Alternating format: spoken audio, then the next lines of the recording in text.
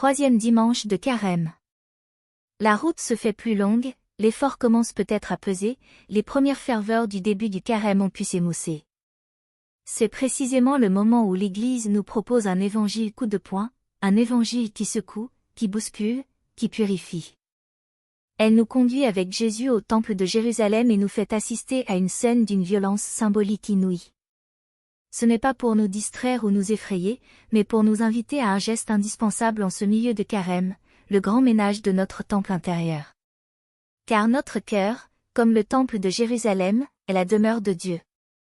L'Esprit Saint y habite depuis notre baptême. Mais trop souvent, nous avons laissé ce temple s'encombrer, se profaner, se transformer en lieu de commerce et de bruit. Le Carême est le temps de la purification, le temps de chasser résolument tout ce qui n'a pas sa place dans le sanctuaire de notre âme, pour que notre cœur redevienne véritablement une maison de prière, un lieu de rencontre vivante avec Dieu. Pour entrer dans cette méditation, écoutons le récit de l'évangéliste Jean, au chapitre 2, versets 13 à 16. Il nous rapporte que la Pâque des Juifs était proche et que Jésus monta à Jérusalem. Il trouva dans le temple les vendeurs de bœufs, de brebis et de colombes, et les changeurs assis. Ayant fait un fouet avec des cordes, il les chassa tous du temple, ainsi que les brebis et les bœufs, il dispersa la monnaie des changeurs et renversa leurs tables, et il dit aux vendeurs de colombes, « Enlevez cela d'ici, ne faites pas de la maison de mon Père une maison de trafic. » Et Jean ajoute, au verset 17, que ses disciples se souvinrent qu'il est écrit, « Le zèle de ta maison me dévore. » Cette scène est d'une intensité rare. Jésus, habituellement doux et patient, manifeste ici une colère sainte, une indignation prophétique. Le temple, lieu de la présence de Dieu, de la prière, du sacrifice, était devenu un lieu de commerce, de trafic, de bruit, d'agitation profane. Les animaux destinés au sacrifice, le change des monnaies païennes en monnaie du temple, tout cela était peut-être nécessaire matériellement, mais cela avait fini par occulter l'essentiel, la relation vivante avec Dieu. Jésus, rempli de zèle pour la maison de son Père, ne peut tolérer cette profanation. Il agit avec une autorité divine, nettoyant le temple, rétablissant son usage sacré. Il cite d'ailleurs le prophète Isaïe, au chapitre 56, verset 7, « Ma maison sera appelée une maison de prière pour tous les peuples. » Et il ajoute, en écho à Jérémie, chapitre 7, verset 11, « Mais vous, vous en faites une caverne de voleurs. » Cette parole de Jésus nous renvoie à notre propre réalité intérieure. Saint Paul nous le rappelle avec force, « Ne savez-vous pas que vous êtes le temple de Dieu, et que l'Esprit de Dieu habite en vous ?» Notre cœur, notre être le plus profond, est le sanctuaire où Dieu a choisi de demeurer. C'est là qu'il veut nous rencontrer, là qu'il veut nous parler, là qu'il veut recevoir notre adoration et notre amour. Mais combien de fois avons-nous transformé ce temple en caverne de voleurs ? Combien de fois l'avons-nous encombré de marchandises illicites, d'idoles, de préoccupations qui n'ont rien à y faire ? Les vendeurs, dans notre temple intérieur, ce sont tous ces attachements désordonnés qui prennent la place de Dieu. Les changeurs, ce sont toutes ces pensées, ces calculs, ces compromissions avec l'esprit du monde qui faussent la relation avec Dieu. Les animaux, ce sont ces passions, ces pulsions, ces désirs mauvais qui profanent le sanctuaire. Le temple est devenu un lieu de bruit et d'agitation, où la voix de Dieu ne peut plus se faire entendre. Le Carême, et particulièrement ce dimanche, est le temps que Dieu nous donne pour faire le ménage. Pour prendre le fouet de la parole et de la prière, et chasser résolument tout ce qui n'a pas sa place dans le temple de notre cœur. C'est une œuvre exigeante, douloureuse parfois, mais indispensable pour que nous puissions à nouveau vivre notre vocation première, être une maison de prière, un lieu de communion avec Dieu. C'est avec cette détermination que nous nous tournons vers Jésus, le purificateur du temple. Prions avec des mots concrets, en lui demandant d'accomplir en nous cette œuvre de purification. Seigneur Jésus, toi qui es entré dans le temple de Jérusalem avec un zèle brûlant pour la maison de ton Père, toi qui as chassé les vendeurs et renversé les tables des changeurs, nous venons à toi. Nous te contemplons dans cette scène, et nous comprenons que ce que tu as fait pour le temple de Pierre, tu veux le faire pour le temple vivant que sont nos cœurs. Tu ne supportes pas que la demeure de Dieu soit profanée. Ton amour pour ton Père et pour nous te rend intolérant à tout ce qui souille et détruit la sainteté de cette demeure. Aujourd'hui, nous te demandons avec insistance, purifie le temple de nos cœurs. Viens avec ton fouet de miséricorde et de vérité, et chasse tout ce qui n'a pas sa place en nous. Chasse d'abord, Seigneur, l'orgueil qui se dresse comme une idole au centre de notre temple. L'orgueil est l'idole la plus ancienne, la plus subtile, la plus résistante. Il nous fait croire que nous sommes le centre, que tout nous est dû, que nous n'avons pas besoin de Dieu ni des autres. Il se dresse dans notre cœur comme une statue imposante qui occupe toute la place et empêche la lumière de Dieu de pénétrer. Il se manifeste par la suffisance, le mépris, le jugement, l'incapacité de demander pardon, le besoin constant de reconnaissance. Seigneur, renverse cette idole. Brise l'orgueil dans nos cœurs. Donne-nous l'humilité véritable, celle qui reconnaît notre dépendance totale envers toi, celle qui nous fait accueillir les autres comme des frères, celle qui nous permet de nous incliner pour laver les pieds. Chasse, Seigneur, l'avarice qui accumule des trésors périssables dans le temple de nos cœurs.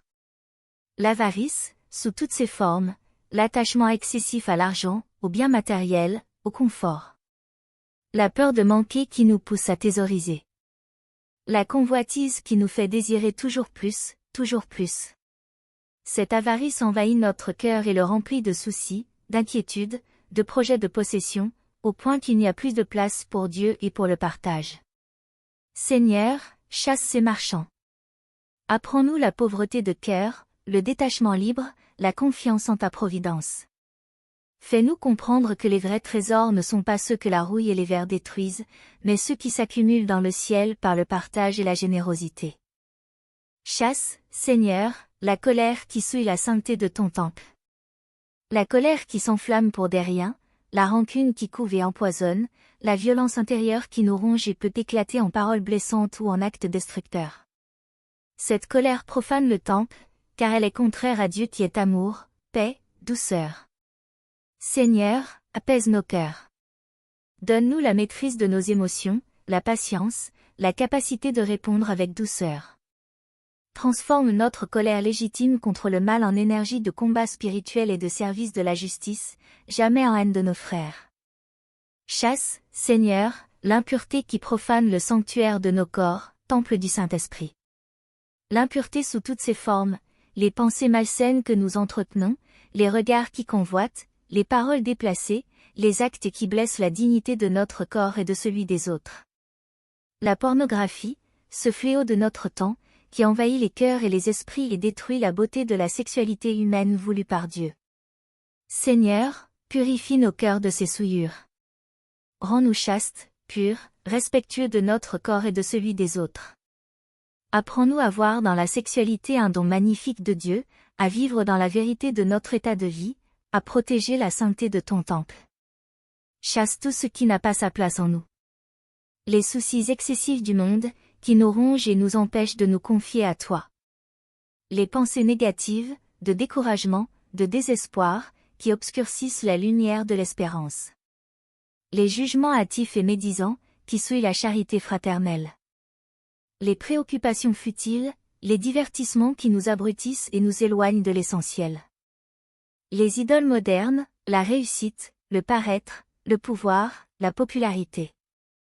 Tout cela, Seigneur, chasse-le de ton temple. Nettoie-nous en profondeur. Fais place nette. Et après cette purification, après avoir chassé les marchands et renversé les tables, Seigneur, fais de nos cœurs une maison de prière. Un lieu où tu habites. Un lieu où tu es vraiment chez toi, où tu te sens accueilli, aimé, honoré. Un lieu où tu peux reposer, comme dans le Saint des Saints. Que ta présence ne soit pas une intrusion tolérée, mais une habitation désirée et célébrée. Un lieu où tu es honoré. Par notre adoration, notre louange, notre action de grâce. Que notre cœur soit un autel où monte sans cesse l'encens de la prière. Que toute notre vie, nos pensées, nos paroles, nos actions, soient une liturgie continuelle, un hommage rendu à ta gloire. Que notre cœur soit un sanctuaire où ton nom est sanctifié, où ta volonté est faite. Un lieu où tu rencontres ceux qui te cherchent. Que notre cœur ne soit pas fermé sur lui-même, mais ouvert aux autres. Que les personnes que nous croisons, surtout celles qui te cherchent sans te connaître, puisse trouver en nous un reflet de ta lumière, une écoute de ta parole, un témoignage de ta présence. Que notre maison de prière devienne une maison d'accueil, où les chercheurs de Dieu peuvent faire l'expérience de sa proximité. Ainsi purifiés, ainsi transformés, nous pourrons enfin vivre notre vocation la plus profonde, que notre vie entière soit un culte en esprit et en vérité. Non pas seulement quelques moments réservés à la prière, mais toute notre existence, dans ses moindres aspects, devenue offrande, louange, service. Que notre travail soit une liturgie, nos repas une action de grâce, nos relations une communion, nos souffrances une participation à ta croix. Que tout, en nous, devienne culte. Que notre vie entière soit une offrande agréable à tes yeux.